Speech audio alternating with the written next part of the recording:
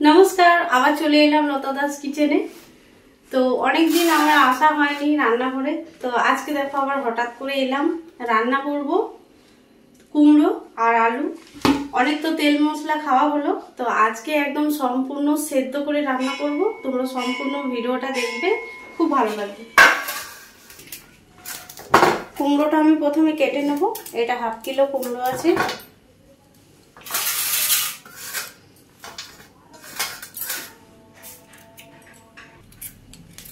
বলো বন্ধুরা, সব কিরকম কালী পুজো দুর্গা পুজো পার করলে, আর সবাই কেমন আছো? আশা করি ভালো আছো। কালী পুজো শেষ হলো, দুর্গা পুজো পার হলো, লক্ষ্মী পুজো পার হলো, এবার কালী পুজো শেষ হলো, এবার চলে এলো ভাই ফোঁটা। কালকে তো ভাই ফোঁটা। সময়গুলো একদম যাচ্ছে জলের মতো। আলুটা ছুলে নিচ্ছি ভালো করে। কুমড়ো খোসা ছাড়ানো হয়ে গেছে, এবার আলুর খোসা ছাড়িয়ে নিচ্ছি। একদম সম্পূর্ণ একদম তেল তেল তো দেবই না, শুধুমাত্র ভাজা মশলা দিয়ে রান্না করবো। দেখো একদম খুবই ভালো লাগবে ভিডিওটা দেখতে, আর খেতেও খুব দারুণ হয়। অনেক তেল মশলা খাওয়া হলো দুর্গা পুজো থেকে, কালী পুজো, লক্ষ্মী পুজো। মাঝে মাঝে এরকম রান্না করে খেতে হয়, পেটটাও ভালো থাকে। এই দেখো কুমড়োটা আমি কেটে নিচ্ছি, সাইজ অনুযায়ী কেটে নেব।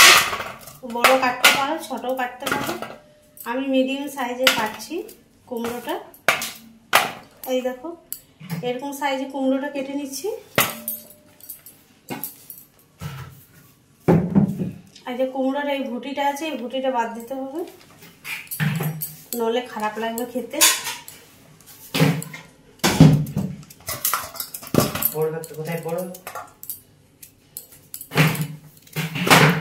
মাছের মাথা দিয়ে, মাছের তেল দিয়ে কুমড়ো দারুণ লাগে খেতে।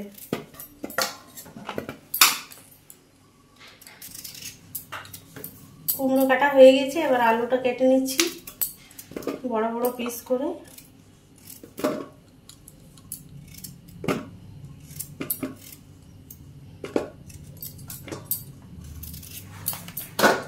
তোমাদের অপশন, তোমরা দিতেও পারো, নাও দিতে পারো, তবে আলু একটু না দিলে ভালো লাগবে না খেতে। কুমড়োতে জল দিয়ে দিয়েছি। এবার আমি কয়েক কোয়া রসুন দিয়ে দিচ্ছি। মাথাটা খালি রসুনের এই দিকটা আর এই দিকটা কেটে নেবো, ব্যাস। বাকিটা খোসা আমি ছাড়াবো না, কেন মিক্সিতে পিসলে একদম সব পেস্ট হয়ে যাবে। এবার আমি 4-5টা দিয়ে দিচ্ছি কাঁচা লঙ্কা, একটু ঝাল ঝাল করে করবো। একটু দিয়ে দিচ্ছি আদা,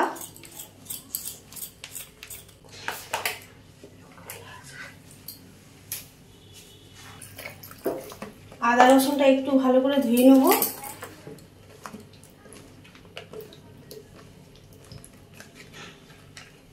এই দেখো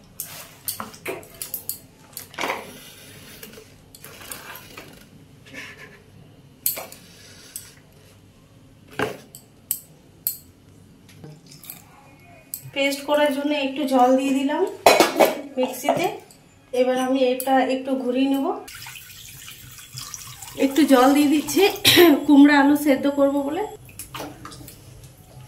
জল দেওয়ার পর আমি দিয়ে দিচ্ছি কুমড়ো আর আলু। 1 চামচ পরিমাণ দিয়ে দিচ্ছি নুন। নুন দেওয়ার পর দিয়ে দিচ্ছি হলুদ। এই দেখো ঢাকা দিয়ে দিলাম, এবার সেদ্ধ হবে একদম অনেক আছে। এবার আদা রসুনের পেস্টটা আমি দিয়ে দেবো। এর মধ্যে লঙ্কাও দিয়েছি।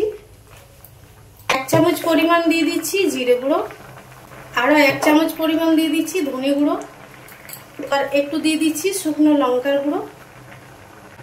বেশি না, একদম কম পরিমাণে দিচ্ছি, কেননা কাঁচা লঙ্কা অনেক দেওয়া আছে, পেস্ট করেছি। এবার একটু আরো ফুটিয়ে নেবো, ঢাকা দিয়ে দিচ্ছি। এই দেখো কুমড়ো হয়ে গেছে আমার রান্না, কালারটাও খুব সুন্দর হয়েছে। আর একটু ঝাল ঝাল হয়েছে। ঝালটা তোমরা নিজেদের পরিমাণের মতো দিবে, যেরকম ঝাল খাবে সেরকম ঝাল করবে। আমি তো কাঁচা লঙ্কা শুকনো লঙ্কা দুটোই দিয়েছি, তোমরা দেখেছো।